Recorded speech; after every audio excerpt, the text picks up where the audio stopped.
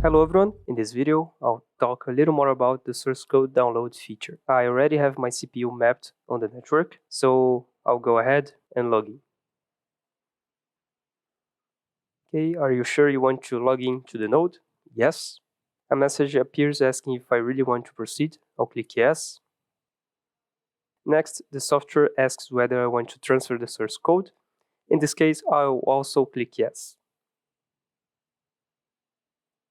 So let me explain a little more about the source code. The source code acts as a backup of the project that is stored in a portion of the PLC's memory. This means that if I lose the project stored on my computer, I can retrieve it from the PLC as long as the source code was downloaded previously. So you can think of the source code download as a safety backup that is stored inside the controller. At this point, the source code has already been downloaded to the PLC. There is also another way to perform the source code download. You can go directly to the file menu and select source download.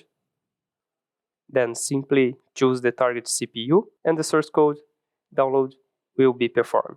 So if you have already logged into the PLC and only need to transfer the source code, you can use the second method by going to the file menu and clicking download source code. That's it. The source code download has been completed successfully, and I see you on the next video.